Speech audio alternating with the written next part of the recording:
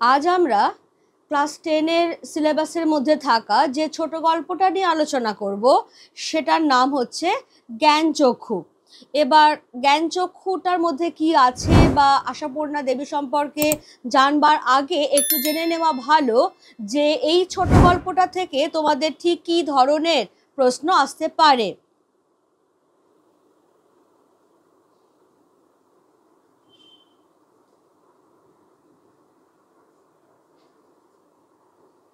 জ্ঞানচক্ষু থেকে তোমাদের মোট 4 ধরনের প্রশ্ন আসবে।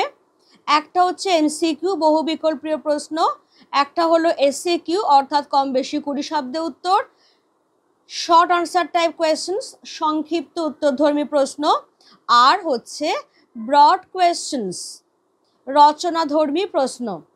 এবার এমসিকিউ এসএকিউ এগুলো সবই 1 নম্বর করে থাকবে, যেগুলোতে ফুল মার্কস তোলা খুব সোজা। বইটা যদি আমরা খুব ভালো করে খুঁটিয়ে পড়ি, যদি বানান ভুল আমরা একেবারে না করি, তাহলে এমসিকিউ এসএকিউতে কিন্তু একদম ফুল মার্কস তুলে নিতে পারবো আমরা। এবারে এসএকিউ শর্ট আনসার টাইপ যে কোয়েশ্চেন অর্থাৎ সংক্ষিপ্ত উত্তরধর্মী প্রশ্ন, সেগুলোতে এক একটার মার্কস থাকছে 3। এবার তুমি একটা ফ্ল্যাট 3 নম্বরের কোয়েশ্চেন পেলে, বা 1+2 1+1+1 এরকমভাবে ভেঙে ভেঙেও পেলে। এখানেও যদি উৎস ঠিক মতো লেখো, বানান ভুল অ্যাভয়েড করো, গুছিয়ে টু দ্য পয়েন্ট আনসার দাও, এখানেও তুমি কিন্তু ফুল মার্কস পেতে বাধ্য। এবার বাকি রইল ব্রড কোয়েশ্চেন্স, এগুলো এক একটা 5 নম্বর করে, একটা 5 মার্কসের কোয়েশ্চেন পেতে পারো, 1+4 2+3 এরকমভাবে ভেঙে ভেঙেও পেতে পারো।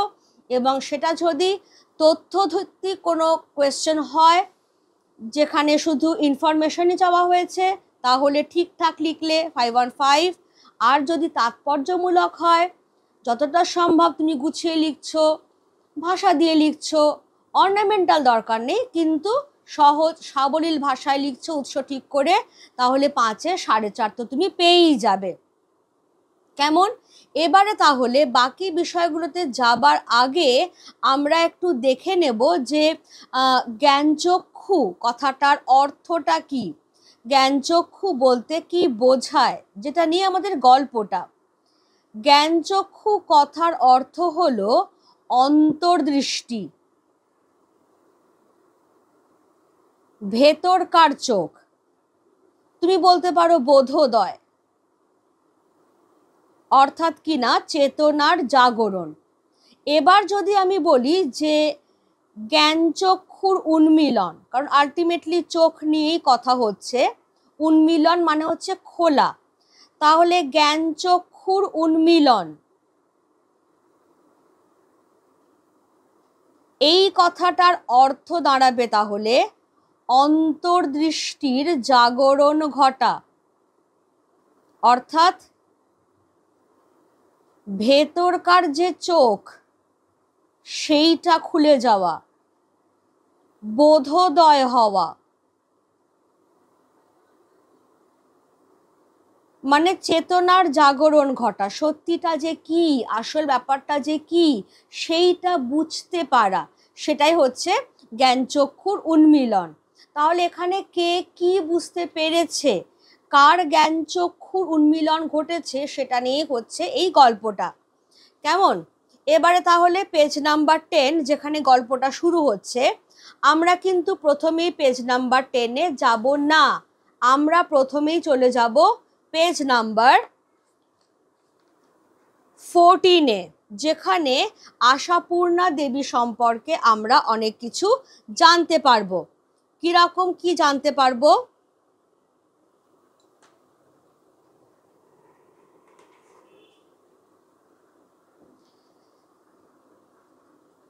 টিক মার্ক করে দেবে, পুরো অংশটাই কিন্তু খুব ভালো করে আমাদের পড়তে হবে। এবার জন্ম মৃত্যু সাল তোমরা এখান থেকে পেয়ে যাচ্ছ, তার সম্পর্কে সবটাই আমরা পড়ছি। তার মধ্যে যে যে জায়গাগুলো আমি পেন্সিল দিয়ে মার্ক করতে করতে যাব, তোমরাও করবে, কারণ সেই জায়গাগুলো থেকেই সবচেয়ে বেশি কোয়েশ্চেন্স আসে। আশাপূর্ণা দেবী কে ছিলেন? অন্যতম প্রধান বাঙালি লেখিকা। তার জন্ম কলকাতায়, স্কুল কলেজে পড়ার সুযোগ তার ঘটেনি, অর্থাৎ যাকে আমরা সোজা কথায় বলি যে প্রাতিষ্ঠানিক শিক্ষা, সেটা কিন্তু তার হয়নি। যেটুকু যা পড়াশোনা করেছেন বাড়িতেই করেছেন, কিন্তু অসামান্য সূক্ষ্ম দৃষ্টি, সংবেদনশীলতা আর পরিচিত সমাজের অভিজ্ঞতার মাধ্যমে তিনি বাঙালি মধ্যবিত্ত জীবনকে আশ্চর্য দক্ষতায় তার গল্প উপন্যাসে তুলে ধরেছিলেন।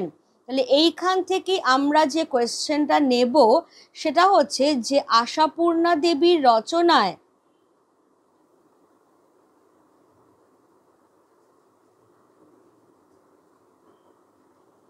আশাপূর্ণা দেবীর রচনায় কাদের জীবন কথা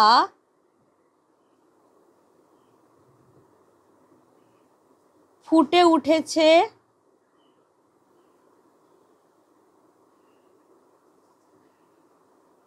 ও কিভাবে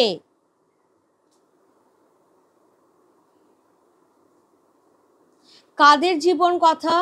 সাধারণ বাঙালি মধ্যবিত্ত যে মানুষ, তোমার আমার মতো সাধারণ বাঙালি মধ্যবিত্তদের কথা তার রচনায় ফুটে উঠেছে। কিভাবে ফুটে উঠেছে? তার এই যে সূক্ষ্ম পর্যবেক্ষণ শক্তি, একটা সংবেদনশীল মন ছিল তার, আর চারপাশে যা দেখছেন সেই পরিচিত সমাজের অভিজ্ঞতা, এই তিনটেকে কাজে লাগিয়েই তিনি সাধারণ মধ্যবিত্ত বাঙালি জীবনের খুঁটিনাটি অসম্ভব দক্ষতায় ফুটিয়ে তুলেছেন। সারা জীবনে তিনি অজস্র উপন্যাস, গল্প, ছোট গল্প প্রভৃতি রচনা করেছেন। তার রচনাবলীর মধ্যে এবার উল্লেখযোগ্য কি কি আমরা ইন্ডিভিজুয়ালি টিকমার্ক করে নেব, কারণ সেখান থেকে যদি আমাদের এমসিকিউ আসে, ধরো 4টে বইয়ের নাম দিয়ে দিল, যার মধ্যে একটা আশাপূর্ণা দেবীর লেখা, তোমাকে কিন্তু চিনতে হবে সেটা কি কি। ছোট ঠাকুরদার কাশীযাত্রা, প্রথম প্রতিশ্রুতি, সুবর্ণলতা, বকুল কথা, অগ্নি পরীক্ষা, সাগর শুকায় যায়, শশীবাবুর সংসার, সোনার হরিণ ইত্যাদি। কথা প্রসঙ্গে জানিয়ে রাখি, প্রথম প্রতিশ্রুতি, সুবর্ণলতা আর বকুল কথা, এই তিনটেকে একসঙ্গে বলা হয় উপন্যাসত্রয়ী, ট্রিলজি।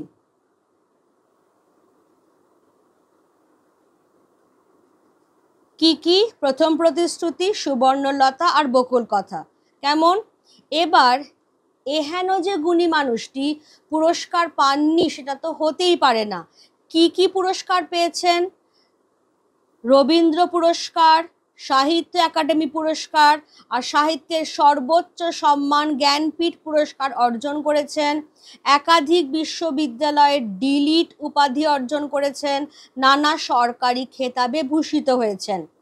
আর একটা জিনিস খুব খুব উল্লেখযোগ্য, তার রচিত অন্তত 63টি গ্রন্থ বিভিন্ন ভাষায় অনুদিত হয়েছে। কল্পনা করতে পারো যে যে মানুষটার কোনো প্রাতিষ্ঠানিক শিক্ষা ছিল না, কেবলমাত্র বাড়িতে পড়াশোনা করে এবং তার চারপাশের যা কিছু দেখছেন শুনছেন সেই অভিজ্ঞতাকে কাজে লাগিয়ে যা লিখছেন, সেই রকম অন্তত 63টা বই নানা ভাষায় অনুদিত হচ্ছে। তাহলে এখান থেকে আমরা একটা কোয়েশ্চেন নিয়ে নেব, আশাপূর্ণা দেবীর কটি গ্রন্থ নানা ভাষায় অনুদিত হয়েছে?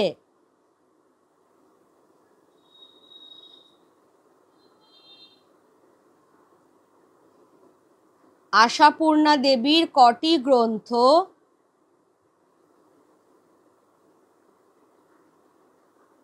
নানা ভাষায়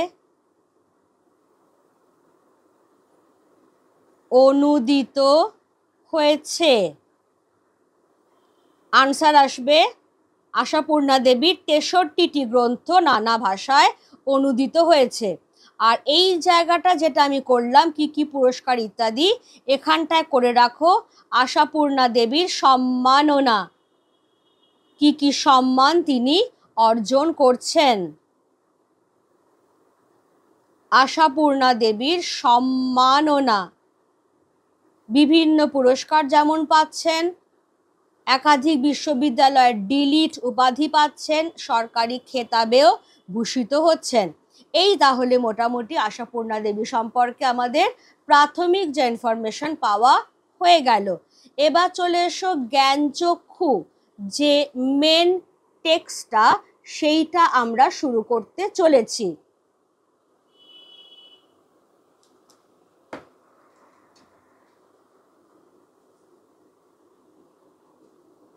প্রথমে এখানটাতে আমি যেটা দিয়ে রাখবো সেটা হচ্ছে মূল গ্রন্থ।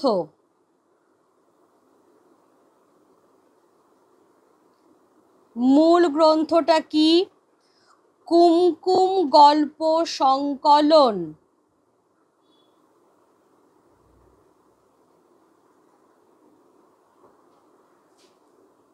তাহলে এটা একটা ছোট গল্পের সংকলন গ্রন্থ, কালেকশন অফ শর্ট স্টোরিজ, যার নাম হচ্ছে কুমকুম।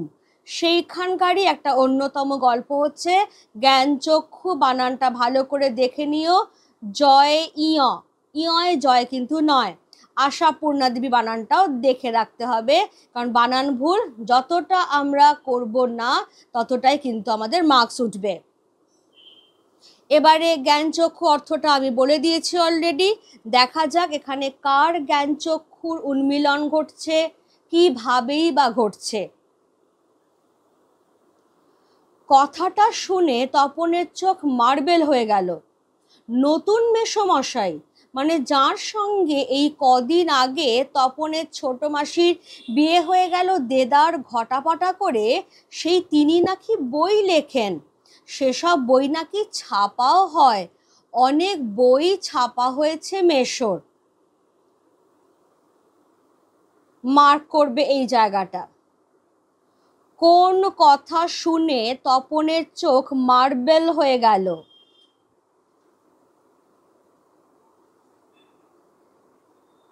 কোন কথা শুনে তপনের চোখ মার্বেল হয়ে গেল?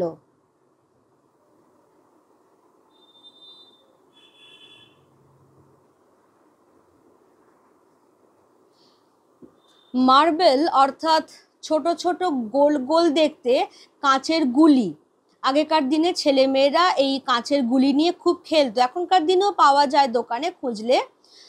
অর্থাৎ এই যে গোল গোল হয়ে যাওয়া, তপনের চোখগুলো যে একদম মার্বেলের মতো গোল গোল হয়ে গেল, তার মানে খুব অবাক হয়ে গেছে, বিস্ময়ে হতবাক হয়ে গেছে। এইটা বোঝাবার জন্যেই লেখিকা তপনের চোখ মার্বেল হয়ে গেল কথাটা বোঝাচ্ছেন। তাহলে কি এমন শুনল তপন? তপন শুনল যে এই কদিন আগে যার সঙ্গে তপনের ছোট মাসির বিয়ে হয়ে গেল দেদার ঘটাপটা করে। ঘটাপটা কথাটার অর্থ হচ্ছে আড়ম্বর, জাঁকজমক। এটা কিন্তু এমসিকিউতে খুব আসে, আড়ম্বর বা জাঁকজমক।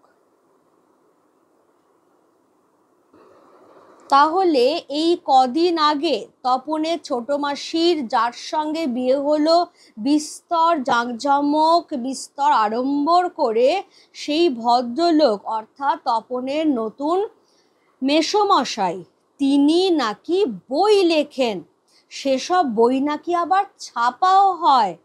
অনেক বই ইতিমধ্যে ছাপা হয়েছে তার নতুন মেসোর। এই কথাটা শুনেই কিনা তপনের চোখ একদম মার্বেল হয়ে গেল। এবার তার মানে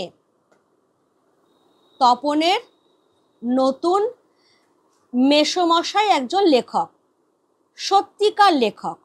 জলজান্ত একজন লেখককে এত কাছ থেকে কখনো দেখেনি তপন, দেখা যায় তাই জানতো না। লেখকরা যে তপনের বাবা, ছোট মামা বা মেজ কাকুর মতো মানুষ, এ বিষয়ে সন্দেহ ছিল তপনের।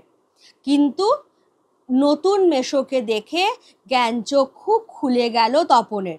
তাহলে এই যে জ্ঞানচক্ষু খুলে গেল তপনের, তাহলে তপনের বোধোদয় হলো। কি বোধোদয় হলো? সেটা হচ্ছে যে তপন এতদিন জানতো যে লেখকরা এই গ্রহের প্রাণীই নন, তারা যে তপনের বাবা, ছোট মামা বা মেজ কাকুর মতো সাধারণ মানুষ, এই বিষয়ে তপনের সন্দেহ ছিল। কিন্তু নতুন মেশোকে দেখে সেই সন্দেহ দূর হয়ে গেল। ফলে তপনের জ্ঞানচক্ষু খুলে গেল। তার বোধোদয় হলো যে লেখকরাও সাধারণ মানুষ। তাহলে কোয়েশ্চেন নিয়ে নেবো আমরা চট করে। এই বিষয়ে সন্দেহ ছিল তপনের। কোয়েশ্চেনটা কি আসবে? কোন বিষয়ে তপনের সন্দেহ ছিল?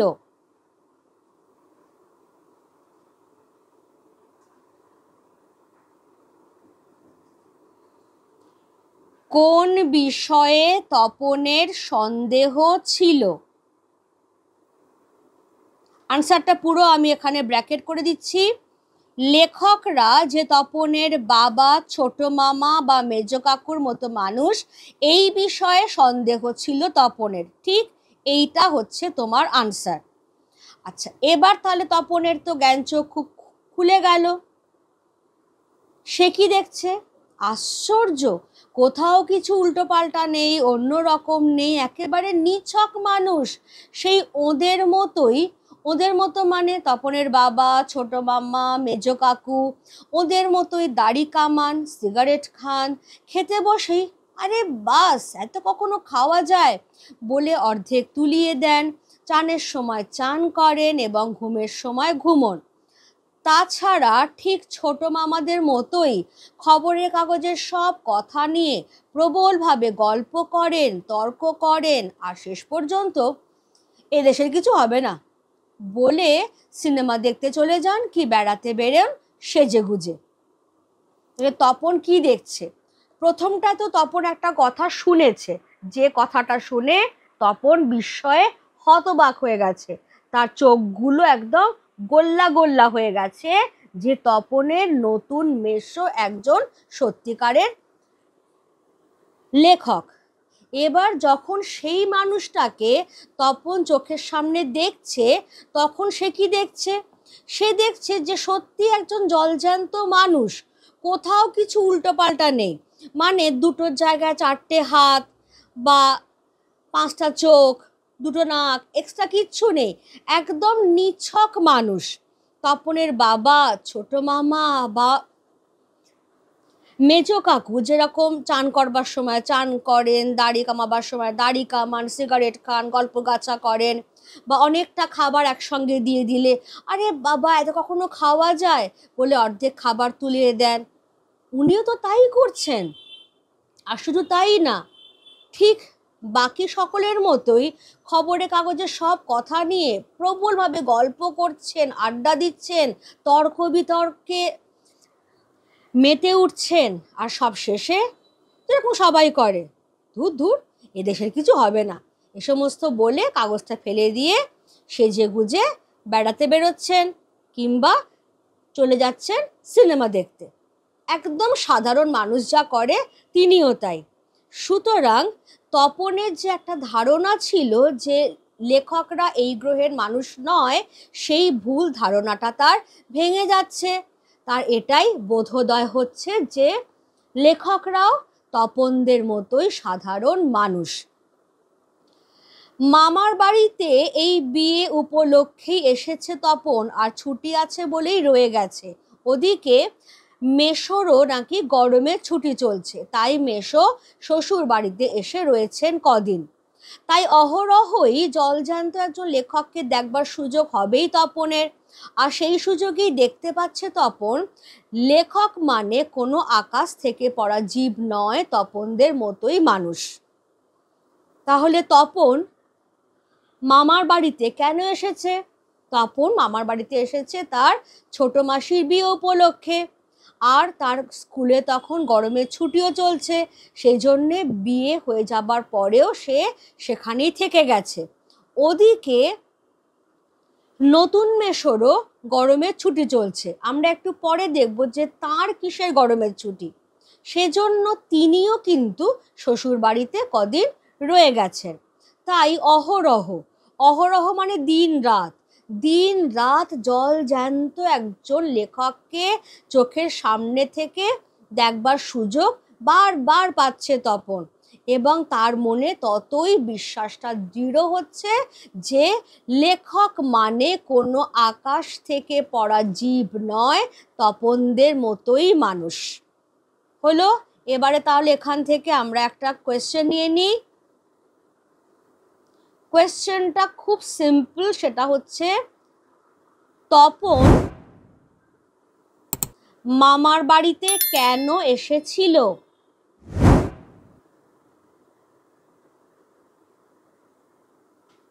তপন মামার বাড়িতে কেন এসেছিল?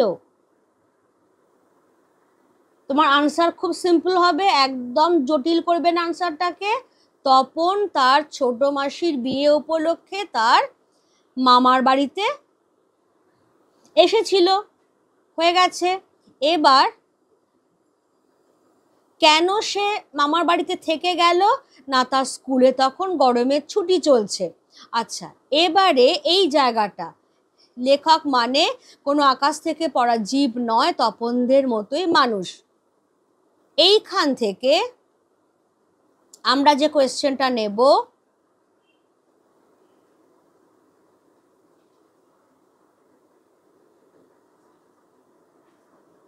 তপনের কি বোধোদয় হয়েছিল?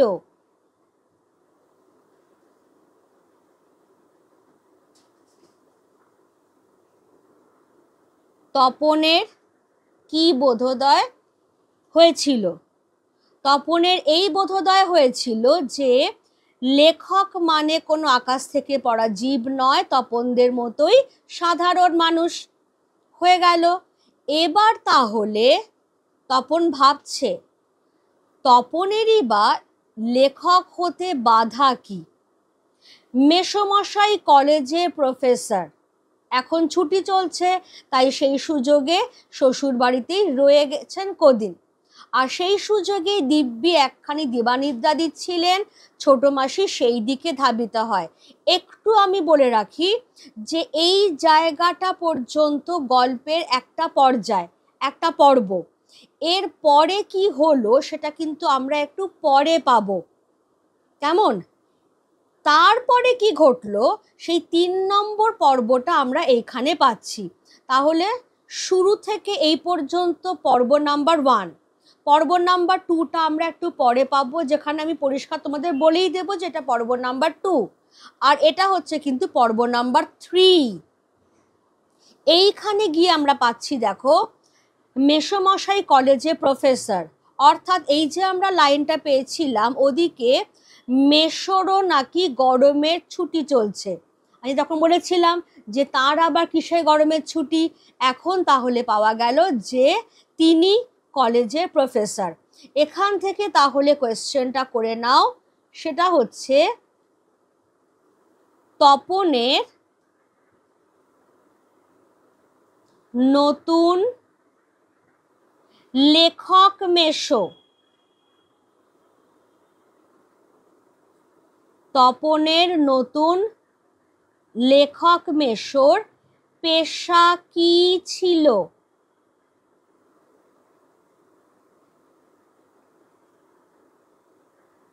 পেশা কি ছিল? কেমন? তাহলে আনসার কি হবে? তপনের নতুন লেখক মেসো ছিলেন কলেজে প্রফেসর। এই যে টার্মটা আমি একবার ইউজ করে দিলাম, লেখক মেসো, এই টার্মটা কি ধরে রেখো, কারণ তুমি যতই বলো যে নতুন মেসো ইত্যাদি, বা যার সঙ্গে কিছুদিন আগে ছোট মাসির বিয়ে হলো, তার কোনোটার মধ্যেই তিনি যে একজন লেখক এই বিষয়টা ধরা পড়ে না। সেজন্য এই টার্মটা যদি ইউজ করে নাও, লেখক মেসো, তাহলে তোমার কাছে একবারই জিনিসটা ক্লিয়ার হয়ে যাবে, পরীক্ষক মশাইয়ের কাছেও। এবারে যেটা আমরা বললাম যে 3 নম্বর পর্বটা চলছে। প্রথম পর্বটাতে আমরা কি দেখেছিলাম, যে তপন একজন লেখককে সামনে থেকে দেখছে এবং বুঝতে পারছে যে লেখক মানে আকাশ থেকে পড়া কোনো ভিন গ্রহের প্রাণী নয়, তপনদের মতোই সাধারণ মানুষ। তাই থেকে তার বোধোদয় হচ্ছে যে তপনেরই বা লেখক হতে বাধা কিসের। এর পরের অংশটা আমরা পরে পাচ্ছি। তারপরে যেটা হচ্ছে যে একদিন লেখক মেসো দুপুরবেলা তিনি তখন তার নতুন বিয়ে হওয়া শ্বশুর বাড়িতেই আছেন, কারণ যেহেতু কলেজে গরমে ছুটি চলছে। তিনি দুপুরবেলা খেয়ে দিয়ে দিব্যি একখানি দিবানিদ্রা দিচ্ছিলেন। এমন সময় ছোট মাসি সেই দিকে ধাবিত হয়। ধাবিত হয় মানে সেই দিকে যায়। তপন অবশ্য না করে প্রবল আপত্তি তোলে, কিন্তু কে শোনে তার কথা? ততক্ষণে তো গল্প ছোট মেশোর হাতে চলেই গেছে। হইচই করে দিয়ে দিয়েছে ছোট মাসি তার ঘুম ভাঙিয়ে। তপন অবশ্য মাসির এই হইচইতে মনে মনে পুলকিত হয়, মুখে আ করলেও হয়। কারণ লেখার প্রকৃত মূল্য বুঝলে নতুন মেশোই বুঝবে রত্নের মূল্য জহুরির কাছেই। তাহলে ছোট মাসি, আমরা এই জায়গাটা থেকে কি, এইটুকুনি থেকে আমরা কি পড়লাম, যে কলেজে গরমে ছুটি চলছে, তপনেরও স্কুলে গরমে ছুটি চলছে, তাই ঘটনাচক্রে দুজনেই একই জায়গাতে আছেন। এবার একদিন তপনের নতুন লেখক মেশো তিনি দুপুরবেলা দিব্যি খেয়ে দিয়ে জমাটি একখানি দিবানিদ্রা দিচ্ছিলেন। এমন সময় তপনের ছোট মাসি সেই ঘরের দিকে ছুটে চললেন। তপন মুখে প্রচণ্ড আপত্তি করলো যে না না, কিন্তু মনে মনে চাইছিলই যে ছোট মাসি ছোট মেশোর কাছে যান। কারণ আমরা একটু পরেই দেখব কারণটা কি। জায়গাটা বলা হচ্ছে রত্নের মূল্য জহুরির কাছেই, লেখার প্রকৃত মূল্য বুঝলে নতুন মেশোই বুঝবে। ঠিক আছে, তাহলে কিসের লেখা, কি ব্যাপার, একটু পরেই আমরা বুঝতে পারবো। আপাতত আমরা একটু কোয়েশ্চেনগুলো নিয়ে নিই। তাহলে ছোট মাসি সেই দিকে ধাবিত হয়। কোয়েশ্চেনটা হচ্ছে ছোট মাসি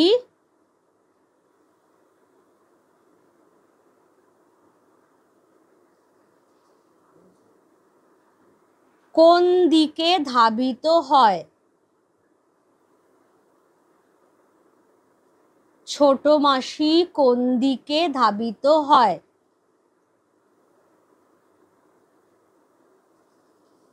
তাহলে যে ঘরে তপনের নতুন লেখক মেশো খাওয়া দাওয়ার পর দিবানিদ্রা দিচ্ছিলেন, সেই দিকে তপনের ছোট মাসি ধাবিত হয়। হয়ে গেল আনসার। এবারে হচ্ছে তপন অবশ্য মাসির এই হইচইতে মনে মনে পুলকিত হয়। তপনের পুলকিত হবার কারণ কি?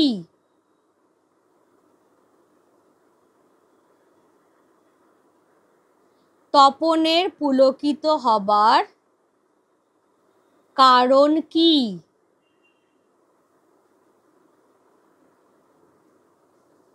আনসারটা যেটা আসবে যে তপন যে একটা গল্প লিখেছিল তার নতুন লেখক মেশোকে দেখে অনুপ্রাণিত হয়ে সে চেয়েছিল সেই গল্পটা তার লেখক মেশোর হাতে পৌঁছোক। সেই জন্য তপনের ছোট মাসি যখন সেই গল্পটা নিয়ে তার স্বামীর দিকে ধাবিত হলেন, তাতে তপন মনে মনে পুলকিতই হয়েছিল। বোঝা গেল? এবারে তাহলে রত্নের মূল্য জহুরির কাছেই। রত্ন বলতে বোঝানো হচ্ছে তপনের লেখা গল্প। তপনের লেখা গল্প। আর জহুরি বলতে এখানে বোঝানো হয়েছে তপনের লেখক মেশোকে।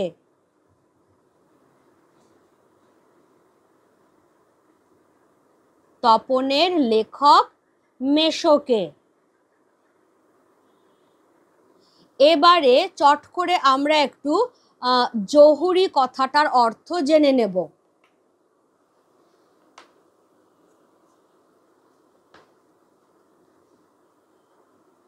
জহুরি কাকে বলে?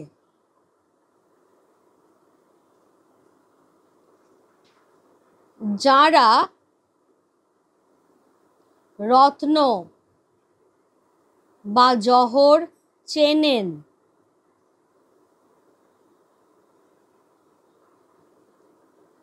রত্ন বা জহরের উৎকর্ষ নির্ণয় করতে পারেন?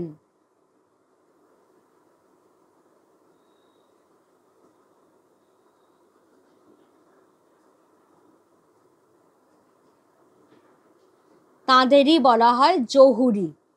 অর্থাৎ যারা রত্ন, ধরো হিরে, পান্না, চুনি, এই সমস্ত রত্ন বা জহরত যারা চেনেন কোনটা খাঁটি কোনটা নকল, যারা দেখে বুঝতে পারেন, পরখ করতে পারেন, তাদের কি বলা হয় জহুরি। তাহলে এই গল্পে তপন যে গল্পটা লিখেছে সেইটাকে বলা হচ্ছে রত্ন, এবং জহুরি বলতে বোঝানো হচ্ছে তপনের লেখক মেশোকে। একজন জহুরি যেরকম পরখ করে বলতে পারেন যে কোন রত্নটা আসল নাকি নকল, তেমনি তপনের লেখক মেশোই একমাত্র বুঝতে পারবেন যে তপন যে গল্পটা লিখেছে সেটা গল্প হিসেবে আদৌ খাঁটি কিনা, তার সাহিত্য মূল্য কতখানি। সেই জন্যে সে চাইছিলই মনে মনে যে তার গল্পটা যে কোনোভাবে হোক লেখক মেশোর হাতে পৌঁছয়, কারণ লেখার প্রকৃত মূল্য বুঝলে নতুন মেশোই বুঝবে রত্নের মূল্য জহুরির কাছেই। এই দুটো লাইন ভীষণভাবে ইম্পর্টেন্ট, এইগুলো থেকে কোয়েশ্চেন আসে না এমনটা নয়।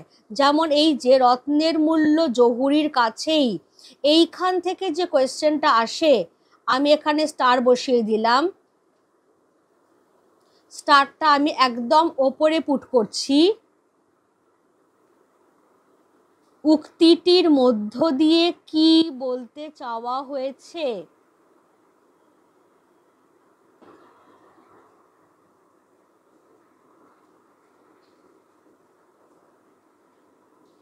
কি বলতে চাওয়া হয়েছে?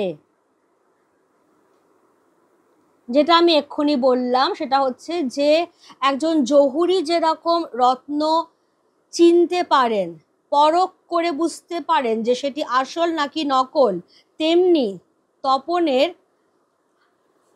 নতুন মেশো যেহেতু একজন লেখক, সেজন্য তিনিই বুঝতে পারবেন যে তপনের লেখা গল্প কতখানি গল্প হিসেবে খাঁটি হয়েছে, তার সাহিত্য মূল্য কেমন, সেই প্রসঙ্গে এই কথাটি বলা হয়েছে। এবারে যেটা হলো সেটা হচ্ছে যে গল্প তো ছোট মাসি হইচই করে তার স্বামীর হাতে তুলে দিয়েছেন। তপন মাসির এই হইচইতে মনে মনে পুলকিতই হচ্ছিল, কারণ সে চাইছিলই গল্পটা লেখক মেশোর হাতে পৌঁছক। একটু পরেই ছোট মেশো ডেকে পাঠান তপনকে এবং বোধ করি নতুন বিয়ে শ্বশুর বাড়ির ছেলেকে খুশি করতেই বলে ওঠেন, তপন তোমার গল্প তো দিব্যি হয়েছে, একটু কারেকশন করে করে দিলে ছাপতে দেওয়া চলে। তপন প্রথমটা ভাবে ঠাট্টা, কিন্তু যখন দেখে মেশোর মুখে করুণার ছাপ তখন আহ্লাদে কাঁদো কাঁদো হয়ে যায়। তাহলে বাবু তুমি ওর গল্পটা ছাপিয়ে দিও, মাসি বলে। মেশোর উপযুক্ত কাজ হবে সেটা। মেশো তেমনি করুণার মূর্তিতে বলেন, তা দেওয়া যায়, আমি বললে সন্ধ্যা তারার সম্পাদক না করতে পারবে না। ঠিক আছে তপন, তোমার গল্প আমি ছাপিয়ে দেব। তাহলে এই জায়গাটায় গল্পটা তো তার হাতে পৌঁছে গেছে, এবং একটু পরেই ছোট মেশোর ঘরে তপনের ডাক পড়েছে। তিনি এখানে লেখিকা বলেই দিচ্ছেন, তার তো অনেক অভিজ্ঞতা, তিনি বলেই দিচ্ছেন যে সত্যি সত্যি যে তপনের গল্প খুব ভালো হয়েছে, খুব সাংঘাতিক মানের হয়েছে এমনটা কিন্তু নয়। কিন্তু লেখক মেশো তিনি কি করলেন, তিনি নতুন বিয়ের শ্বশুর বাড়ির ছেলে, অর্থাৎ নতুন কুটুম আর কি, নতুন আত্মীয়, তাকে খুশি করবার জন্যই তিনি বলছেন যে তপন তোমার গল্প তো দারুণ হয়েছে, শুধু একটু কারেকশন করে করে দিলে বুঝলে ছাপতে দেওয়া চলে, মানে ছাপবার মতো উপযুক্ত। এবার তপন প্রথমটা ভাবছে যে এত বড় মাপের একজন লেখক এত প্রশংসা করছেন, বোধহয় ঠাট্টাই করছেন। কিন্তু যখন দেখছেন যে তার মুখে করুণার ছাপ, তখন তপন আহ্লাদে একেবারে কাঁদো কাঁদো হয়ে যায়, মানে সে আহ্লাদে কি করবে ভেবে উঠতে পারছে না। তাহলে এই লাইনটাকে আমরা তুললাম, তখন আহ্লাদে কাঁদো কাঁদো হয়ে যায়। তপন কখন আহ্লাদে কাঁদো কাঁদো হয়ে যায়?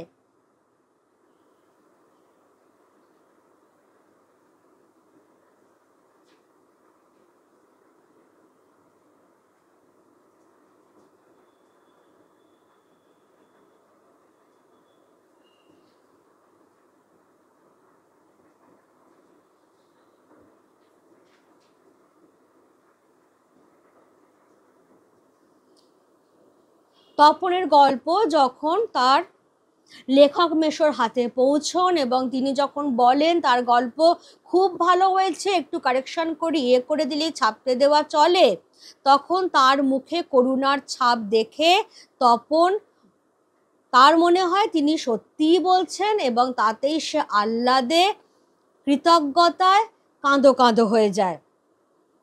মাসি তখন কি বলছেন, তাহলে বাবু তুমি একটা কাজ করো, ও গল্পটা ছাপিয়েই দাও, মেশোর উপযুক্ত কাজ হবে সেটা। তখন লেখক মেশো বেশ গর্বের সঙ্গেই বলছেন, যদিও একটা করুণার মূর্তি, এই করুণার মূর্তির দুটো জায়গাতেই আমি মার্ক করেছি, এটা আমরা একটু পরে বুঝতে পারবো। তিনি বলছেন হ্যাঁ তা দেওয়াই যায়, আমি যদি বলি, মানে আমার মতো একজন বিখ্যাত লেখক যদি বলেন, তাহলে সন্ধ্যা তারা পত্রিকার সম্পাদক না করতে পারবে না। ঠিক আছে, তিনি তপনকে কথা দিয়ে দিলেন যে তার গল্প তিনি সন্ধ্যা তারায় ছাপিয়ে দেবেন। কেমন? তাহলে এইখান থেকে আমি বললে সন্ধ্যা তারা সম্পাদক না করতে পারবে না, ঠিক আছে তপন, তোমার গল্প আমি ছাপিয়ে দেব। কে কাকে এই কথা বলেছিলেন?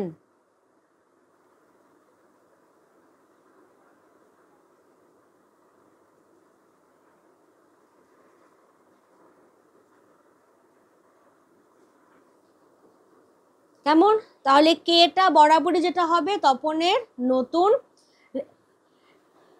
লেখক মেশো তপনকে এই কথা বলেছিলেন যে তার গল্প তিনি সন্ধ্যা তারা পত্রিকায় ছাপিয়ে দেবেন। এবার কি হলো, পরের পেজে এসো। এবার যেটা হচ্ছে, বিকেলে চায়ের টেবিলে ওঠে কথাটা, কোন কথাটা? এখানে সঙ্গে সঙ্গে আমরা কোয়েশ্চেন নিয়ে নেব, কোন কথাটা?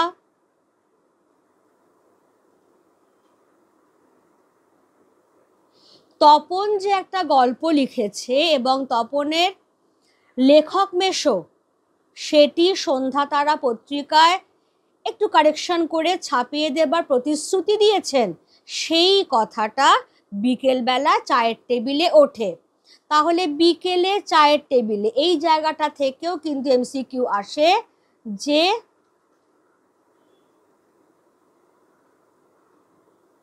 কখন চায়ের আসর বসেছিল।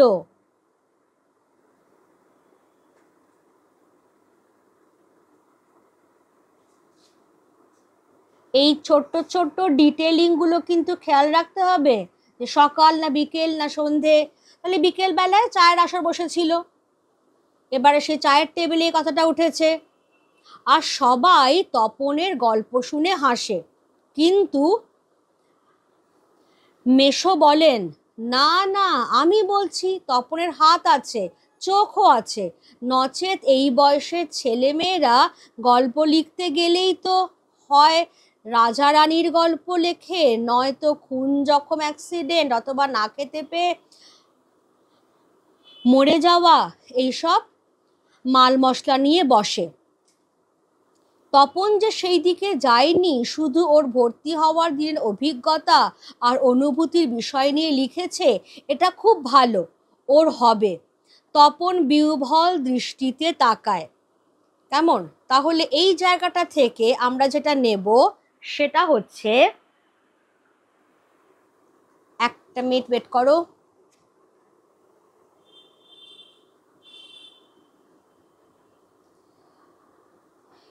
এই জায়গাটা, এখানটাতে কি বলা হচ্ছে, এখানটাতে যেটা বলা হচ্ছে যে বিকেলবেলা চায়ের টেবিলে কথায় কথায় কথা উঠলো যে তপন একটা ছোট গল্প লিখেছে এবং তপনের লেখক মেশো গল্পটা বলেছেন যে একটু কারেকশন করে করে দিয়ে তিনি সন্ধ্যা তারায় ছাপিয়ে দেবেন।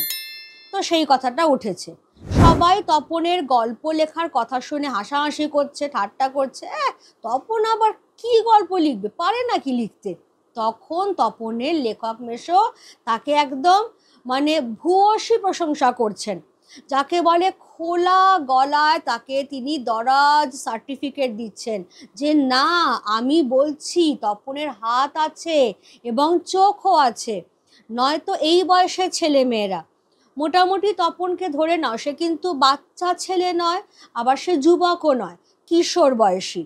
তাহলে কিশোর বয়সী ছেলে মেয়েদের গল্প লিখতে বসলেই তারা কি কি টপিক নিয়ে বসে, তারা হয় রাজা রানীর গল্প লিখতে বসে, নয়তো খুন জখম অ্যাক্সিডেন্ট এ সমস্ত লিখতে বসে, তা নয়তো না খেতে পেয়ে মরে যাওয়া এই সমস্ত মাল মশলা নিয়ে বসে। কিন্তু তপন সেই সবে ধার কাজ দিয়ে যায়নি। সে কি করেছে, সে কেবলমাত্র তার স্কুলে ভর্তি হওয়ার প্রথম দিনের যে অভিজ্ঞতা, যে অনুভূতি, সেইটা নিয়ে লিখেছে। এটা খুব ভালো, আমি বলছি ওর হবে। তাহলে একজন বিখ্যাত লেখক যখন বলছেন যে হ্যাঁ ওর লেখার হাত আছে, ওর হবে, তখন সেই সার্টিফিকেট, সেই প্রশংসা পেয়ে তপন বিহ্বল দৃষ্টিতে তাকায়। তপন কেন বিহ্বল দৃষ্টিতে তাকায়?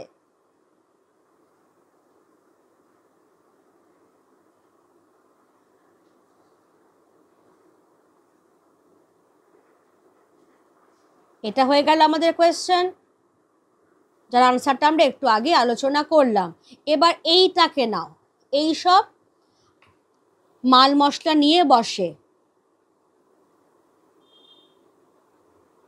কারা কোন মাল মশলা নিয়ে বসে?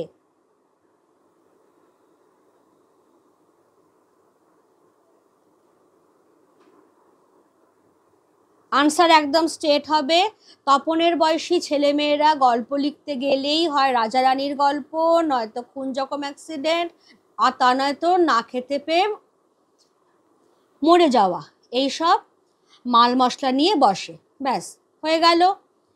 এবারে এই যে দরাজ সার্টিফিকেট পেল তপন যে না আমি বলছি ওর হবে, এটাতে তপন একদম বিহ্বল। বিহ্বল কথাটার অর্থ হচ্ছে অভিভূত। তপন একদম অভিভূত হয়ে যাচ্ছে মেশোর কথায়, বিহ্বল দৃষ্টিতে সে তাকাচ্ছে যে এত ভালো লিখেছি আমি, যে এমন একজন বিখ্যাত লেখক এত প্রশংসা করছেন আমার। তারপর ছুটি ফুরোলে মেশো গল্পটি নিয়ে চলে গেলেন। তপন কৃতার্থ হয়ে বসে বসে দিন গোনে। হয়ে গেল, এখানে আমি একটা দাগ দিলাম, তার মানে এখানে আমাদের তৃতীয় পর্বটা শেষ হলো।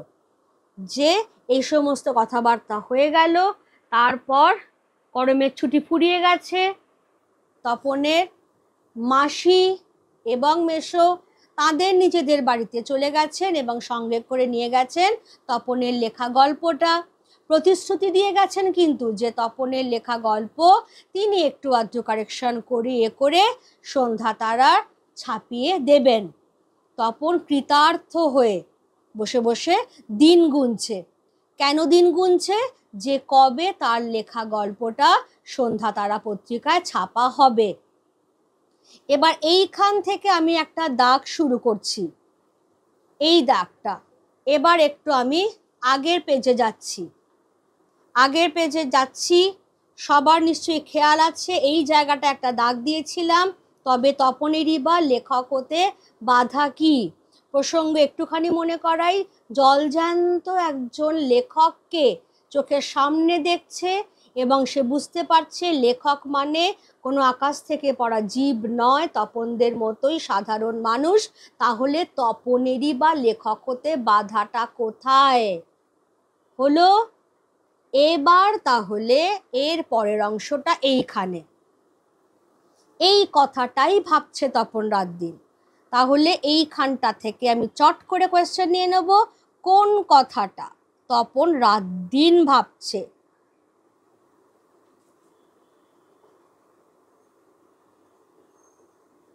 কোন কথাটা তপন রাত দিন ভাবছে?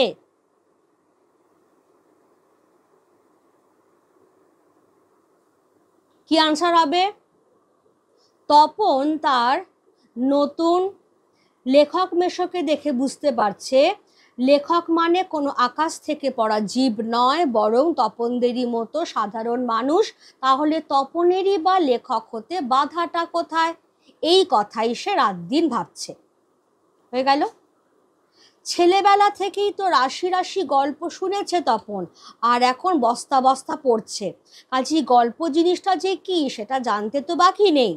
শুধু এইটাই জানা ছিল না সেটা এমনই সহজ মানুষেই লিখতে পারে। নতুন মেশোকে দেখে জানলো সেটা। তবে আর পায় কে তপনকে? দুপুর বেলা সবাই যখন নিথর নিথর, তখন তপন আস্তে একটি খাতা, লেখিকা বলে দিচ্ছেন হোম টাস্কের খাতা আর কি, বিয়ে বাড়িতেও যেটি মা না নিয়ে ছাড়েননি, আর কলমটি নিয়ে 3তলা সিঁড়িতে উঠে গেল। আর তোমরা বিশ্বাস করবে কিনা জানি না, এক আসনে বসে লিখেও ফেললো আস্ত একটা গল্প। লেখার পর যখন পড়লো গায়ে কাঁটা দিয়ে উঠল তপনের, মাথার চুল খাড়া হয়ে উঠল। এ কি ব্যাপার? এ যে সত্যি হুবহু গল্পের মতোই লাগছে। তার মানে সত্যি একটা গল্প লিখে ফেলেছে তপন। তার মানে তপনকে এখন লেখক বলা চলে। হঠাৎ ভয়ানক একটা উত্তেজনা অনুভব করে তপন, আর দুধ দাঁড়িয়ে নিচে নেমে এসে ছোট মাসিকেই বলে বসে, ছোট মাসি, একটা গল্প লিখেছি। ছোট মাসি ওর চিরকালের বন্ধু, বয়সে বছর 8 বড় হলেও সমবয়সী। কাজেই মামার বাড়ি এলে সবকিছুই ছোট মাসির কাছে। তাই এই ভয়ানক আনন্দের খবরটা ছোট মাসিকে সর্বাগ্রে দিয়ে বসে। তবে বিয়ে হয়ে ছোট মাসি যেন একটু মুরব্বি মুরব্বি হয়ে গেছে। তাই গল্পটা সবটা না পড়েই একটু চোখ বুলিয়েই বেশ পিঠ চাপড়ানো সুরে বলে, ও মা, এ তো বেশ লিখেছিস রে, কোনোখান থেকে টুকলিফাই করিসনি তো? আহ ছোট মাসি, ভালো হবে না বলছি। আরে বাবা, খেপছিস কেন? জিজ্ঞেস করছি বই তো নয়। রোশ, তোর মেসোমশাইকে দেখাই। এইখানে আমি দাগটা ক্লোজ করলাম। তাহলে এই জায়গাটা হয়ে যাচ্ছে আমাদের পর্ব 2, কারণ তারপরেই তিনি গল্পটা নিয়ে ছোট মেসো যে ঘরে দিবানিদ্রা দিচ্ছিলেন সেই ঘরের দিকে ধাবিত হলেন। তারপরের ঘটনাটা আমরা ইতিমধ্যে পড়ে ফেলেছি। তাহলে এই জায়গাটার মধ্যে কি হচ্ছে? এই জায়গাটার মধ্যে হচ্ছে যে তপন এই একটা কথাই দিন রাত ভাবছে যে গল্প লেখা তাহলে এতটাই সহজ যে সাধারণ মানুষই লিখতে পারে, তাহলে তো আমিও লিখতে পারি। কারণ ছোটবেলা থেকেই তপন বস্তা বস্তা গল্প শুনেছে এবং এখন রাশি রাশি গল্প সে নিজেও পড়ছে। তাহলে তপনের গল্প লিখতে বাধা কোথায়? এই রকম একটা ভাবনা নিয়ে একদিন দুপুরবেলা সবাই যখন নিথর নিথর, নিথর নিথর কেন? সবাই তখন নিদ্রামগ্ন। তাহলে সবাই নিথর নিথর কেন?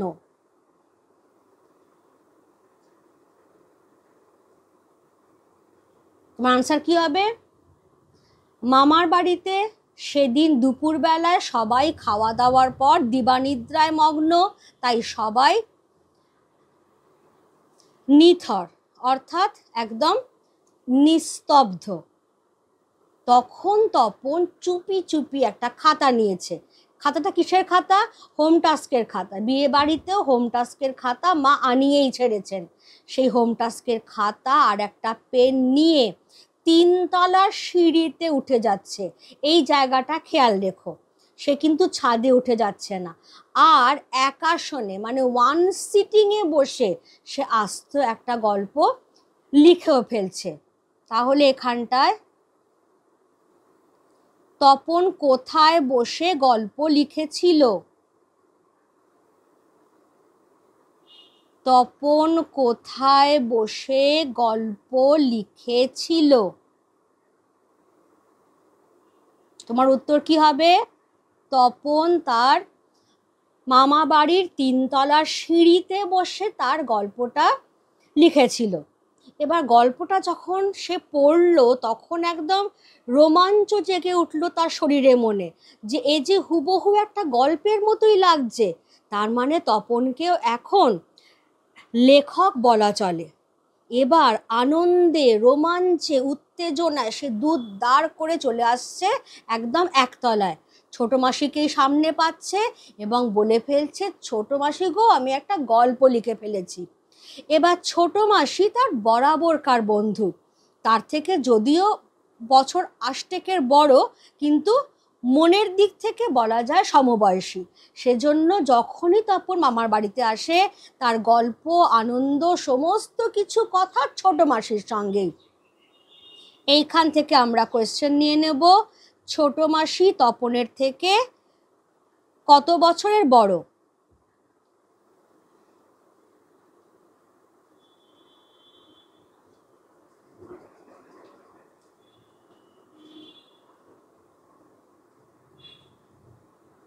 কত বছরের বড়? আনসার আসবে ছোট মাসি তপনের থেকে বছর আষ্টেকের বড়। এবারে যেটা সমস্যাটা হয়েছে, এতদিন ছোট মাসি একরকম ছিল, একটা বেশ বন্ধু বন্ধু ভাব, কিন্তু বিয়ে হবার পর কেমন যেন একটা মুরব্বি মুরব্বি ভাব হয়ে গেছে। মুরব্বি কথাটার অর্থ হলো গার্ডিয়ান, অভিভাবক। বেশ একটা অভিভাবক অভিভাবক ভাব তৈরি হয়েছে মাসির মধ্যে। সেজন্য গল্পটা মাসি পুরোটা পড়লো না, কিছুটা পড়েই বেশ একটু পিঠ চাপড়ানো সুরে বলল, বাহ, ভালো লিখেছিস তো। হ্যাঁ রে, কোনো জায়গা থেকে টুকে টুকে দিসনি তো? তখন বলল, আহ ছোট মাসি, ভালো হবে না বলছি। আরে বাবা, রাগ করছিস কেন? জিজ্ঞেস করছি বই তো নয়। দাঁড়া দাঁড়া, রোষ কথাটার মানে হচ্ছে দাঁড়া। আমরা বলি না যে দাঁড়া বা দাঁড়াও বা ওয়েট, এরকম। তোর মেসোমশাইকে দেখায়। এরপরেই তিনি চলে গেলেন গল্পটা নিয়ে। তপন যদিও মুখে প্রবল আপত্তি করলো, কিন্তু মনে মনে চাইছিল গল্পটা লেখক মেসোর হাতে গিয়ে পড়ুক। তারপরে তো তাঁরা সেই গল্প টল্প নিয়ে গরমের ছুটি শেষ হয়ে গেছে বলে নিজেদের বাড়িতে চলে গেলেন। এরপর কি হলো? এরপর একদম এখনকার প্রেজেন্ট ডেতে আমরা ফিরছি। কিন্তু গেলেন তো গেলেনই যে, কোথায় গল্পের সেই আঁটো সাঁটো ছাপার অক্ষরে গাঁথা চেহারাটি, যার জন্যে হাঁ করে আছে তপন? মামার বাড়ি থেকে বাড়িতে চলে এসেও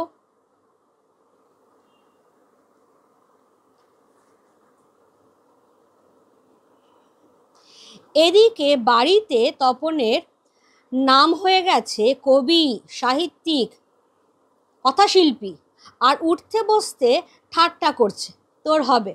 হ্যাঁ বাবা, তোর হবে। তবু এসব ঠাট্টা তামাশার মধ্যেই তপন আরও 2-3টে গল্প লিখে ফেলেছে। ছুটি ফুরিয়ে এসেছে, হোম টাস্ক হয়ে ওঠেনি, তবু লিখছে, লুকিয়ে লিখছে, যেন নেশায় পেয়েছে। তারপর ছুটি ফুরোলো, রীতিমতো পড়া শুরু হয়ে গেছে। প্রথম গল্পটি সম্পর্কে একেবারে আশা ছাড়া হয়ে গেছে, বিষণ্ণ মন নিয়ে বসে আছে, এমন সময় ঘটল সেই ঘটনা। তাহলে এইখান থেকে এই পর্যন্ত আমরা যেটা দেখলাম সেটা হচ্ছে যে, গরমের ছুটি ফুরিয়ে যাবার পর তপনের মেসো তপন যারা যারা যার যার বাড়িতে ফিরে গেছে। এবার তপন ভাবছে, ভেবেই চলেছে, অনেকগুলো দিন তো হয়ে গেল, কই গল্পটা নিয়ে যে মেসো চলে গেলেনই তো, কোথায় ছাপার অক্ষরে গল্পটা তো বেরোলো না। সেই আঁটো সাঁটো বাঁধুনিতে, অর্থাৎ একটা বইতে ছাপলে যেরকম হয়, যেমন তোমাদের এই যে বইটা, এই বইটার মধ্যে একটা গল্প ছেপে বেরোলে যে একটা আঁটো সাঁটো বাঁধুনি থাকে একটা গল্পের, সেইটা দেখবার জন্য, ছাপার অক্ষরে নিজের গল্পটাকে দেখবার জন্য তখন উদ্গ্রীব হয়ে রয়েছে। কিন্তু তার আশা আশা হিসেবেই থেকে যাচ্ছে। মেশো এখনো পর্যন্ত ছাপার অক্ষরে গল্পটা নিয়ে এসে তো হাজির হলেন না। এদিকে বাড়িতে সবাই ঠাট্টা করছে তপনকে নিয়ে। তপনের নাম হয়ে গেছে কবি, সাহিত্যিক, কথাশিল্পী, আর উঠতে বসতে সবাই তাকে ব্যঙ্গ করছে, এই বলে তোর হবে, হ্যাঁ বাবা তোর হবে। ওই যে লেখক মশাই বলেছিলেন যে আমি বলছি ওর হবে, সেইটাকে ঠুকেই তপনকে ঠাট্টা করছে। কিন্তু এত সব ঠাট্টা বিদ্রুপ তামাশা কোনো কিছুই তপন গায়ে মাখছে না। সে লুকিয়ে লুকিয়ে আরো 2-3টে গল্প লিখে ফেলেছে। গরমের ছুটি ফুরিয়ে এসেছে, হোম টাস্ক এখনো হয়ে ওঠেনি, কিন্তু তবু সেসবের পরোয়া না করে তপন গল্প লিখে চলেছে যেন নেশায় পেয়েছে। তারপর তো ছুটি ফুরোলো, ছুটি তো ফুরোতেই হবে একদিন। রীতিমতো ক্লাসে পড়াশোনা শুরু হয়ে গেছে। প্রথম গল্পটা সম্পর্কে একেবারে আশা ছাড়া হয়ে গেছে যখন তপন, তখনই ঘটলো সেই আশ্চর্যজনক ঘটনা। তাহলে এইখান থেকে বাকি অংশটা পড়বার আগে আমরা কোয়েশ্চেনগুলো নিয়ে নিই। বাড়িতে তপনের কি নাম হয়ে গেছে?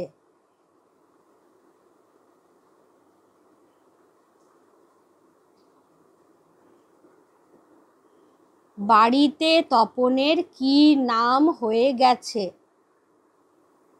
আচ্ছা, এটাই হবে যে বাড়িতে তপনের নাম হয়ে গেছে কবি, সাহিত্যিক, কথাশিল্পী। আচ্ছা, উঠতে বসতে ঠাট্টা করছে।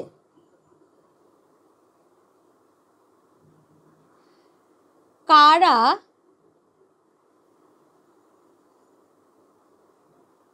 কাকে নিয়ে কি বলে ঠাট্টা করছে?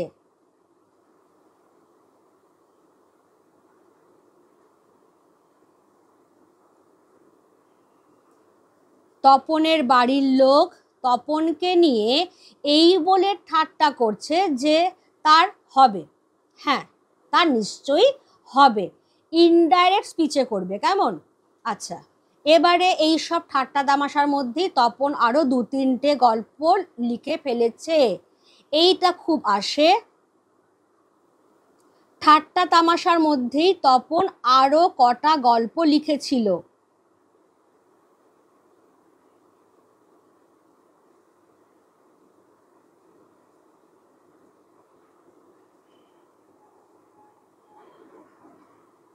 ঠাট্টা তামাশার মধ্যেই তপন আরো কটা, একটু এখানটা আমাকে স্টার দিতে হচ্ছে, তপন আরো কটা গল্প লিখেছিল? আনসার যেটা আসবে, ঠাট্টা তামাশার মধ্যেই তপন আরো 2-3টে গল্প লিখে ফেলেছিল। এই জায়গাটা দেখো, যেন নেশায় পেয়েছে। কাকে কিসের নেশায় পেয়েছে?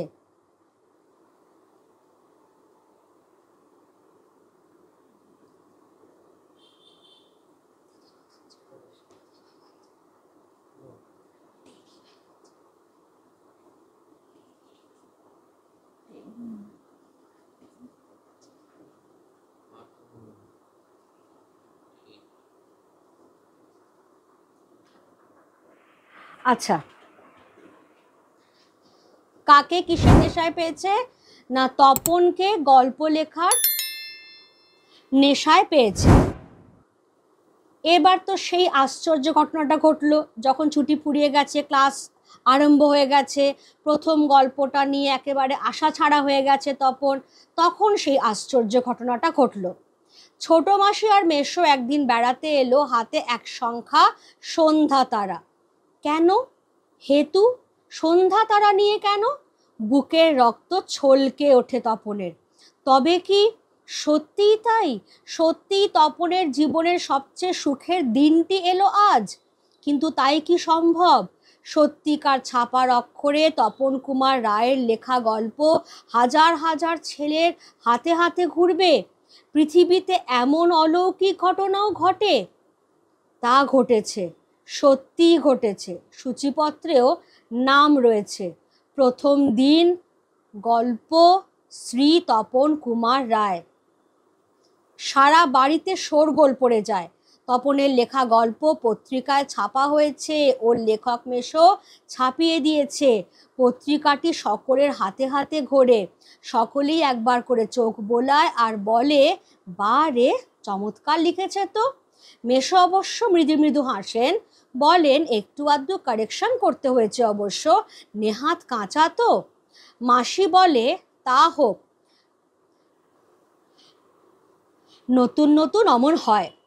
ক্রমশ ও কথাটাও ছড়িয়ে পড়ে, ওই কারেকশনের কথা। বাবা বলেন, তাই, তা নইলে ফট করে একটা লিখলো আর ছাপা হলো।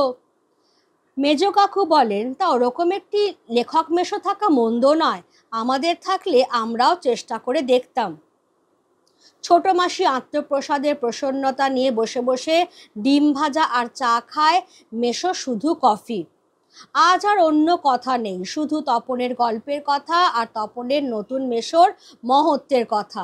উনি নিজে গিয়ে না দিলে কি আর সন্ধ্যা তারার সম্পাদক তপনের গল্প করে আঙুল দিয়ে ছুঁতো? তপন যেন কোথায় হারিয়ে যায় এই সব কথার মধ্যে। গল্প ছাপা হলে যে ভয়ঙ্কর আহ্লাদটা হবার কথা, সে আহ্লাদ খুঁজে পায় না। তাহলে এমন একটা দিন হলো যেদিন তপনের ছোট মাসি এবং মেশো তপনদের বাড়িতে এসে হাজির এবং হাতে সন্ধ্যা তারা পত্রিকার একটা সংখ্যা। সেটা দেখেই তপনের বুকের রক্ত রোমাঞ্চে, আনন্দে, উত্তেজনায় চলকে উঠল একেবারে। যে তবে কি তপন যা ভাবছে তাই? দেখা গেল সত্যিই তাই। তপনের লেখা গল্প সন্ধ্যা তারা পত্রিকায় ছেপে বেরিয়েছে। তপন ভাবছিল যে তার লেখা গল্প পত্রিকায় ছেপে বেরোবে, হাজার হাজার ছেলে মেয়ের হাতে হাতে ঘুরবে, এরকম একটা অলৌকিক ঘটনা কখনো ঘটে নাকি? দেখা গেল সত্যি তাই ঘটেছে। এমনকি সূচিপত্রের নাম রয়েছে পরিষ্কার। প্রথম দিন, ব্র্যাকেটে দেওয়া রয়েছে যে এটা একটা গল্প এবং লেখকের নাম হিসেবে শ্রী তপন কুমার রায়। সারা বাড়িতে একবারে হই চই, হট্টগোল, শোরগোল পড়ে গেল। কি শোরগোল পড়ে গেল না, তপনের লেখা গল্প পত্রিকায় ছাপা হয়েছে, ওর লেখক মেশো ছাপিয়ে দিয়েছে। এই রকম কথাবার্তার মাঝখানে একটা ভয়ানক আহ্লাদ হবার কথা ছিল তপনের, যে তার লেখা প্রথম গল্প পত্রিকায় ছাপা হয়েছে। এটা কি কম আনন্দের কথা? কিন্তু দেখা গেল সেই আনন্দটা কোথায় যেন হারিয়ে গেল। কারণ এই যখন সবাই বলছে যে তপনের গল্প ছাপা হয়েছে, তপনের গল্প ছাপা হয়েছে, তখন তপনের লেখক মেশো টুক করে বলে দিলেন যে হ্যাঁ, গল্পটা কিন্তু একটু আধটু কারেকশন করতে হয়েছে, আসলে একদম কাঁচা তো। তোমরাই বুঝতে পারছো যে তপনকে নিয়ে যখন হই হট্টগোল চলছে, তখন এইটা না বললেও চলতো, যে কারেকশনের কথাটা। কিন্তু তিনি ইচ্ছে করে বললেন যাতে তপনকে ছাপিয়ে ওঠে তাঁর মহত্বের কথাটা, যে তিনি কতটা মহৎ, যার জন্যেই ক্রমে ওই কথাটাও ছড়িয়ে পড়ছে, ওই যে কারেকশন করে দেবার কথাটা। আর তাতেই তপনের বাবা এবার বলছেন, তাই তো ভাবি, নইলে তপনের মতো একটা সাধারণ ছেলে একটা গল্প ফট করে লিখলো, ছাপা হয়ে গেল। এবার তপনের মেজ কাকু বলছেন, তা ওরকম একটা লেখক মেশো যদি আমাদের থাকতো তাহলে মন্দ হতো না, আমরাও চেষ্টা করে দেখতাম। বিভিন্ন রকম কথা হচ্ছে, তাহলে অন্য কোনো কথা নেই, শুধু তপনের গল্পের কথা আর তপনের নতুন মেশোর মহত্বের কথা। এটাই বেশি করে হচ্ছে, যে তপনের লেখক মেশো যদি নিজে গিয়ে সন্ধ্যা তারা সম্পাদককে না দিতেন, তাহলে সন্ধ্যা তারা সম্পাদক কি করে আঙুল দিয়েও তপনের গল্প ছুঁয়ে দেখতো না।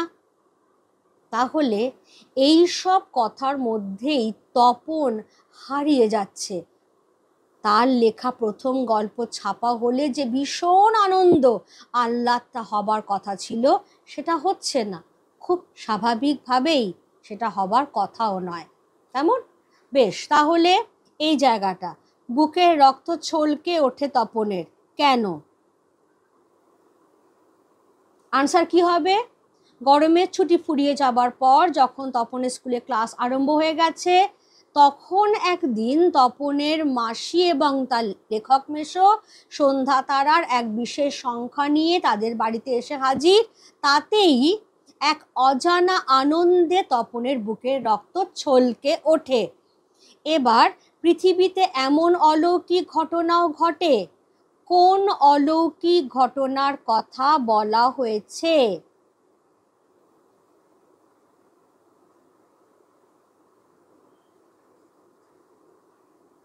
কোন অলৌকিক ঘটনার কথা বলা হয়েছে? আনসার কি হবে? সত্যিকার ছাপার অক্ষরে তপন কুমার রায়ের লেখা গল্প হাজার হাজার ছেলের হাতে হাতে ঘুরবে, এই অলৌকিক ঘটনাটার কথাই এখানে বলা হয়েছে। নেক্সট এই লাইনটাকে নাও, সূচিপত্রেও নাম রয়েছে। সূচিপত্রে কি লেখা ছিল? খুব আসে এই কোয়েশ্চেনগুলো, ভালো করে তৈরি করবে। সূচিপত্রে কি লেখা ছিল? সূচিপত্রে লেখা ছিল প্রথম দিন, ঠিক যেরকম আছে ব্র্যাকেটে গল্প, শ্রী তপন কুমার রায়, কেমন? নেক্সট, সারা বাড়িতে শোরগোল পড়ে যায়, কেন? সারা বাড়িতে কেন শোরগোল পড়ে গেল? যে তপনের লেখা গল্প সন্ধ্যা তারা পত্রিকায় ছাপা হয়েছে, তার লেখক মেশো ছাপিয়ে দিয়েছে। এই হচ্ছে তোমার আনসার। এবার ক্রমশ ও কথাটাও ছড়িয়ে পড়ে। কোন কথাটা ছড়িয়ে পড়ে? কোন কথাটা ছড়িয়ে পড়ে? আনসার কি হবে? তপনের লেখা গল্প সন্ধ্যা তারা পত্রিকায় ছাপাবার আগে তার লেখক মেশো সেটি যে কারেকশন করে দিয়েছিলেন, সেই কথাটা ছড়িয়ে পড়ে। তাহলে এখানে কারেকশন কথাটা হাইলাইটেড হবে। হয়ে গেল। এবার তপন যেন কোথায় হারিয়ে যায় এই সব কথার মধ্যে। কোন সব কথার মধ্যে তপন হারিয়ে যায়?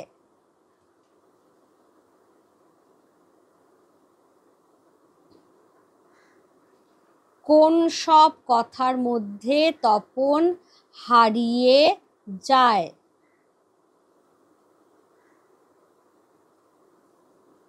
কোন সব কথা?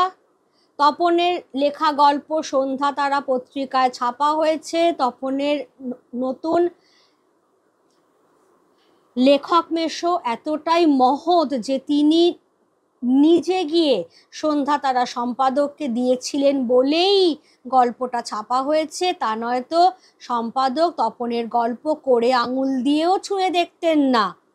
এই সমস্ত কথার মধ্যেই তপন কোথায় হারিয়ে যায় এবং সবচেয়ে বড় হয়ে ওঠে তপনের নতুন লেখক মেশোর মহত্বের কথা। সেই জন্যেই এরপরে যেটা আসবে, গল্প ছাপা হলে যে ভয়ঙ্কর আহ্লাদটা হবার কথা, সে আহ্লাদ খুঁজে পায় না। হয়ে গেল। এবারে কে কি খাচ্ছে এটা একবার দেখে নাও। ছোট মাসি আত্মপ্রসাদের প্রসন্নতা নিয়ে বসে বসে ডিম ভাজা আর চা খায়, মেশো শুধু কফি। ছোট মেশো কি খাচ্ছেন? ছোট মেশো শুধু কফি খাচ্ছেন, ছোট মাসি ডিম ভাজা আর চা খাচ্ছেন। এবার তাহলে তপনকে নিয়ে তো আর আলোচনা কিছু হচ্ছে না, সবাই তপনের নতুন লেখক মেশোকে নিয়েই আলোচনা করছে যে তিনি নিজে গিয়ে সন্ধ্যা তারার সম্পাদককে গল্পটা দিয়েছেন, তবেই গল্পটা ছাপার অক্ষরে বেরিয়েছে, তা নয়তো তপনের মতো সাধারণ একটা ছেলের গল্প সন্ধ্যা তারার সম্পাদক করে আঙুল দিয়েও ছুঁয়ে দেখতেন না। তখন স্বাভাবিকভাবেই এসব কথার মধ্যে হারিয়ে যাচ্ছে। তার গল্প ছাপা হলে যে ভয়ঙ্কর আহ্লাদটা হবার কথা, সেটা সে তো আর খুঁজেই পাচ্ছে না। অনেকক্ষণ পরে মা বলেন, কই তুই নিজের মুখে একবার পড় তো তপন শুনি। বাবা, তোর পেটে পেটে এতক্ষণে বইটা নিজের হাতে পায় তপন। মা বলেন, কই পড়। লজ্জা কি, পড়, সবাই শুনি। তপন লজ্জা ভেঙে পড়তে যায়, কেশে গলা পরিষ্কার করে।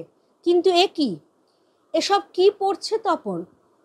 এ কার লেখা? এর প্রত্যেকটি লাইন তো নতুন, আনকোরা, তপনের অপরিচিত। এর মধ্যে তপন কোথা? তার মানে মেশো তপনের গল্পটিকে আগাগোড়াই কারেকশন করেছেন, অর্থাৎ নতুন করে লিখেছেন নিজের পাকা হাতে কলমে। তপন আর পড়তে পারে না, বোবার মতো বসে থাকে। তারপর ধমক খায়, কি রে, তোর যে দেখি পায়া ভারী হয়ে গেল, সবাই শুনতে চাইছে তবু পড়ছিস না, নাকি অতি আহ্লাদে বাক্য হরে গেল? তপন গড়গড়িয়ে পড়ে যায়। তপনের মাথায় ঢোকে না সে কি পড়ছে, তবু ধন্যি ধন্যি পড়ে যায়। আর একবার রব ওঠে, তপনের লেখক মেশো তপনের গল্পটি ছাপিয়ে দিয়েছে। তপন বইটা ফেলে রেখে চলে যায়।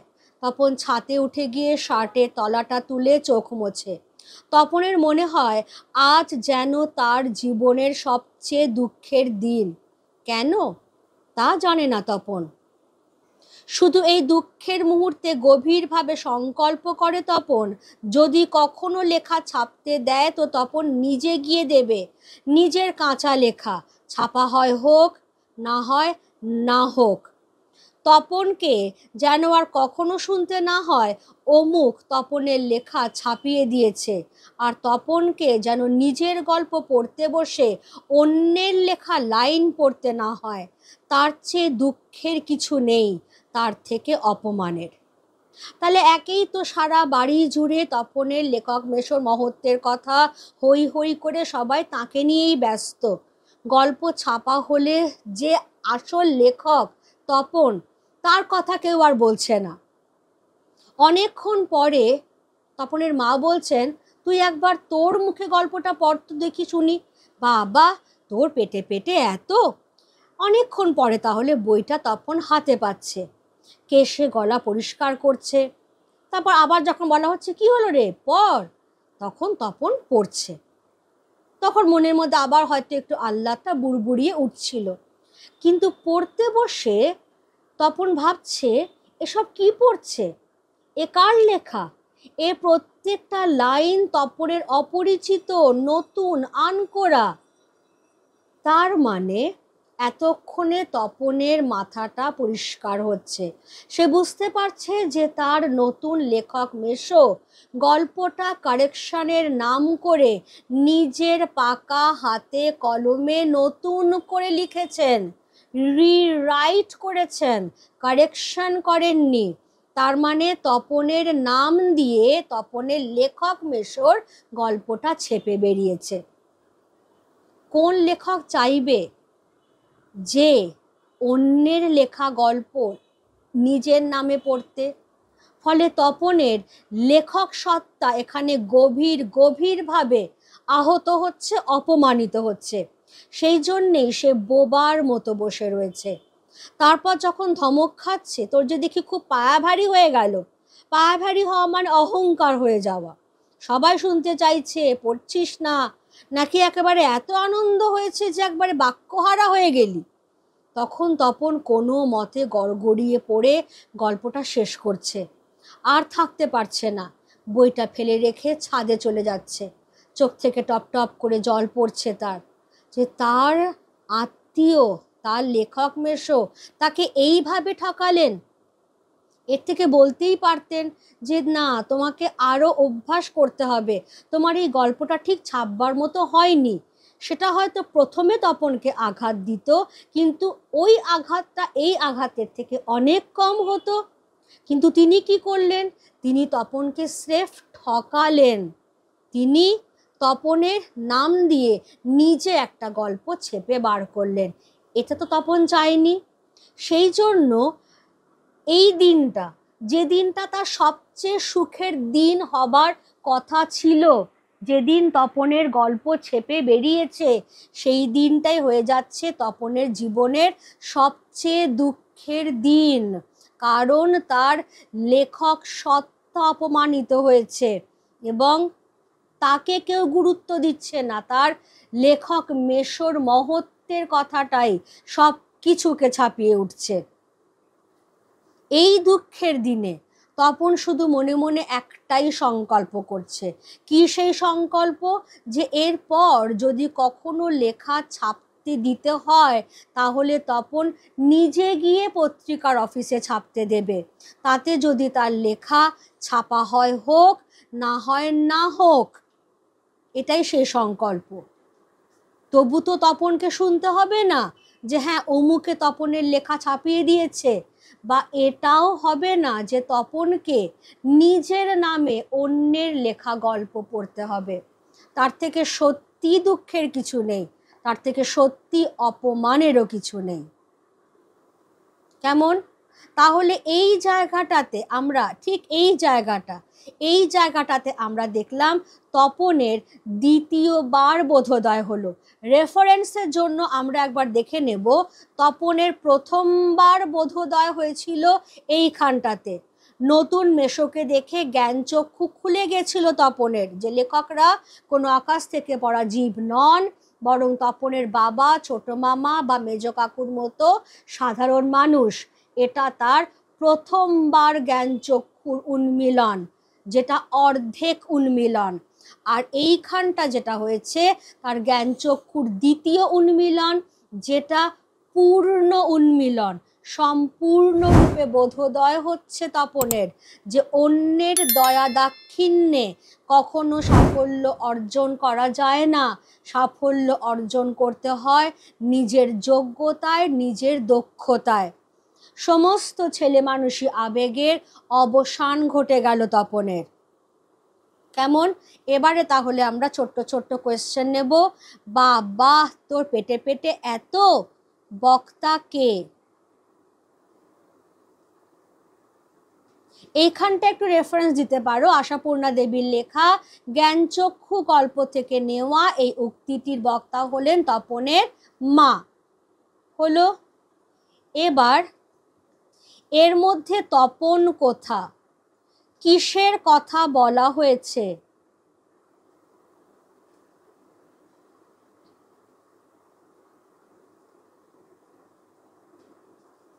তপনের লেখা যে প্রথম দিন নামক গল্পটি সন্ধ্যা তারা পত্রিকায় ছেপে বেরিয়েছিল সেই গল্পটির কথা বলা হয়েছে।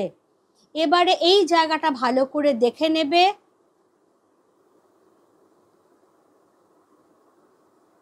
তপনের লেখক মেশো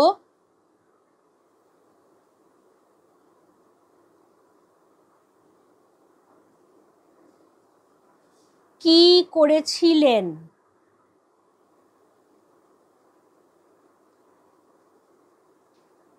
আনসার কি হবে? তপনের লেখক মেশো তার গল্পটিকে আগাগোড়ায় কারেকশন করেছিলেন, অর্থাৎ নতুন করে লিখেছিলেন নিজের পাকা হাতের কলমে। একদম এটুকু, খুব ভাইটাল এই জায়গাটা। এখানটা এসো, আজ যেন তার জীবনের সবচেয়ে দুঃখের দিন। কোন দিনটিকে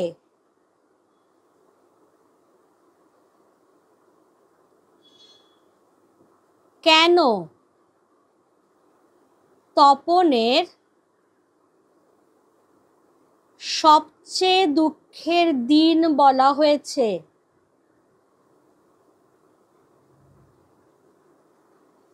সবচেয়ে দুঃখের দিন বলা হয়েছে যেদিন তপনের গল্প সন্ধ্যা তারা পত্রিকায় ছাপা হয়েছিল সেটি তপনের জন্য সবচেয়ে দুঃখের দিন। কারণ তপনের লেখক মেশো যে কারেকশনের মাধ্যমে গল্পটিকে ছাপিয়ে দিয়েছিলেন, সেই মহত্বের কথা তপনকে ছাপিয়ে উঠেছিল। এবং তার থেকেও বড় কথা, যে গল্পটি তপন লিখেছিল তার লেখক মেশো সেই গল্পটিকে আগাগোড়াই কারেকশন করে নিজের পাকা হাতের কলমে নতুন করে লিখে দিয়েছিলেন। তাতে তপনের লেখক সত্তা অপমানিত হয়েছিল, তাই সেটা তার পক্ষে দুঃখের দিন। এবার এখান থেকে নিয়ে নাও, শুধু এই দুঃখের মুহূর্তে গভীরভাবে সংকল্প করে তপন। তপন কি সংকল্প করেছিল?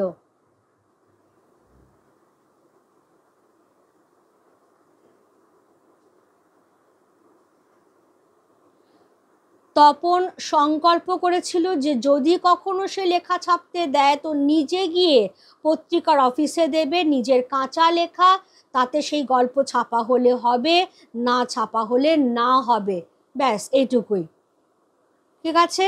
আর এই জায়গাটা তার চেয়ে দুঃখের কিছু নেই, তার চেয়ে অপমানের।